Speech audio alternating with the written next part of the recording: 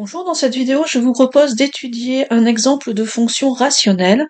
Ce que l'on appelle une fonction rationnelle, c'est une fonction qui, comme ici, est définie par un quotient et un quotient de deux polynômes. Donc ici, x carré moins 3x sur x moins 4, que l'on a défini sur R privé de la valeur 4.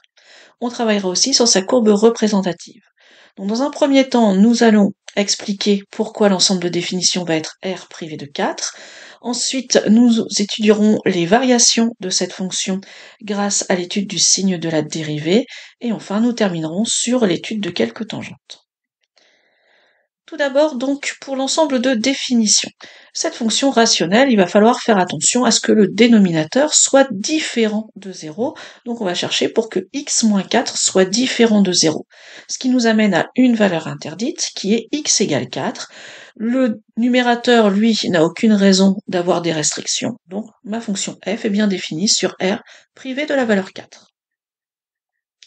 Ensuite, nous allons donc étudier le signe de la dérivée pour avoir les variations de la fonction. Et tout d'abord, on vous propose la formule de la dérivée qu'il va falloir quand même aller prouver. Le fait de donner cette formule vous permet de continuer sur les autres questions si vous n'avez pas réussi à la faire et de plus à contrôler vos résultats. Donc ici, notre fonction de départ f de x est de la forme u sur v, avec u le numérateur x carré moins 3x et v le dénominateur x moins 4. Nous avons vu en cours que la fonction f' serait alors de la forme u'v moins uv' sur v carré. Donc avec cette présentation qui est assez habituelle, on nomme donc u le numérateur x carré moins 3x et u' sa dérivée qui sera donc 2x moins 3. Pour le dénominateur, v de x égale à x moins 4 et v' va simplement être égal à 1. Ensuite, donc, on va aller appliquer notre formule, u', donc 2x moins 3 fois v, x moins 4, moins u, donc x carré moins 3x, fois v' fois 1. Et au dénominateur, v carré, donc x moins 4, le tout au carré. On va développer et réduire le numérateur pour pouvoir aller étudier son signe, et par contre, on ne va surtout pas toucher au dénominateur, puisque notre but étant l'étude du signe, le fait que ce soit un carré va grandement nous faciliter la tâche. Donc je développe le numérateur, et en réduisant, j'obtiens bien ce qui était annoncé dans l'énoncé, x carré moins 8x plus 12 sur donc x moins 4 au carré.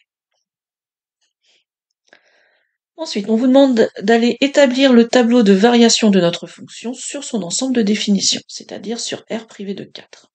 À ce moment-là, notre dénominateur, x-4 au carré, comme je vous le disais, on va le garder sous cette forme-là, puisqu'on est sûr qu'il sera strictement positif. Donc il ne va pas aller perturber le signe du numérateur. Le signe donc de ma dérivée sera exactement le signe de son numérateur, x carré moins 8x plus 12. Comme c'est un polynôme du second degré, ce que l'on peut faire, c'est aller calculer son discriminant avec la formule habituelle b carré moins 4ac. Donc moins 8 au carré, on fait très attention à bien mettre les parenthèses. Moins 4 fois a, le coefficient du x carré c'est 1, fois c, le coefficient sans x, c'est 12. On obtient 64 moins 48, donc 16. Ensuite, on va travailler en fonction du signe de delta. Ici, il est positif, donc notre polynôme admet deux racines réelles, c'est-à-dire deux passages du zéro, avec les formules moins b plus ou moins racine carrée de delta sur 2a. En remplaçant et en calculant, on trouve nos deux racines qui sont 2 et 6. Ça va nous permettre d'aller placer les zéros dans le tableau de signes de la dérivée, mais pas encore d'aller placer les signes en eux-mêmes. Il nous reste à justifier, ce sera de la forme plus, ou alors moins plus, moins. Et pour aller justifier lequel on va choisir, on va regarder le signe de petit a, c'est-à-dire le coefficient de x carré, qui ici vaut 1, qui est donc positif. Ce signe se retrouve toujours à l'extérieur des racines. Alors pour être bien complet, normalement on a uniquement besoin de la première phrase pour dire que je vais juste regarder le signe de x carré moins 8x plus 12 et ma première ligne suffirait. Mais pour être bien complet, on va quand même aller intégrer le signe de x moins 4 au carré, et comme ça quand on parlera du signe de la dérivée, on parlera en même temps des valeurs impossibles.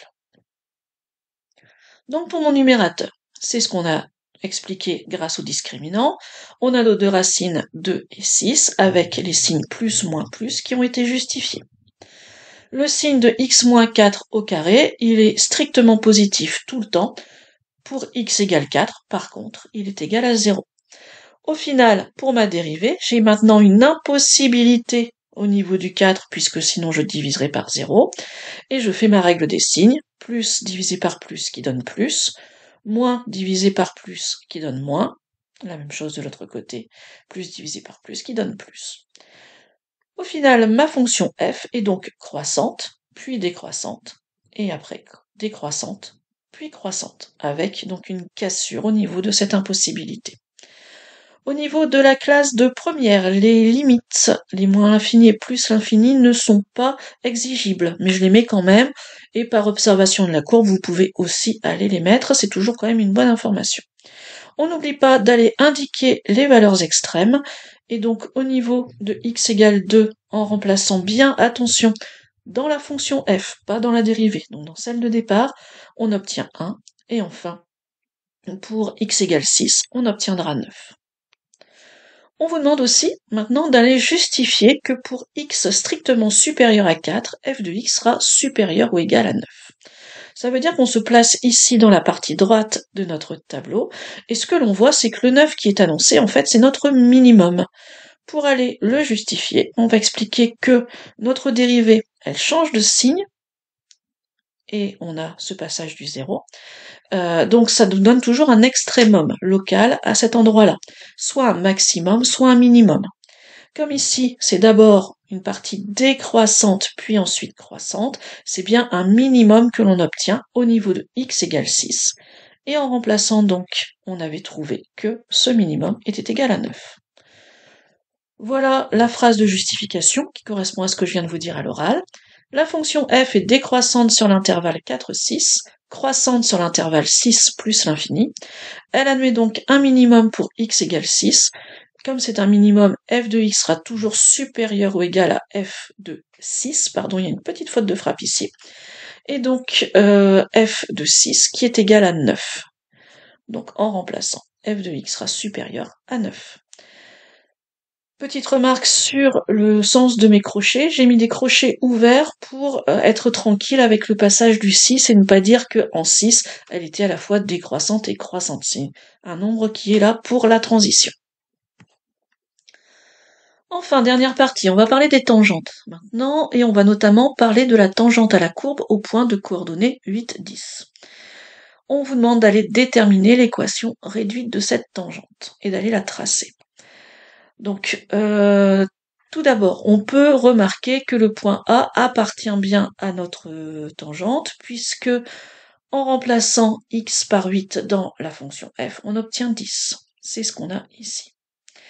La formule de l'équation réduite de la tangente est donnée par f' de petit a, facteur de x moins a, plus f de a. Où ici, notre petit a, c'est l'abscisse du point grand A, donc c'est-à-dire 8. On va donc chercher f' de 8 et f de 8. F de 8, on l'avait déjà. F' de 8, on va le calculer. On obtient 0,75. Donc on aura 0,75 facteur de x moins 8 plus 10. On développe, on réduit, on obtient 0,75x plus 4. On vous demandait d'aller la tracer en justifiant à l'aide de deux points placés sur la figure. Alors le premier point, il peut être très simple, c'est le point A, de coordonnées 8, 10. Et le deuxième point, on peut se servir tout simplement de l'ordonnée à l'origine.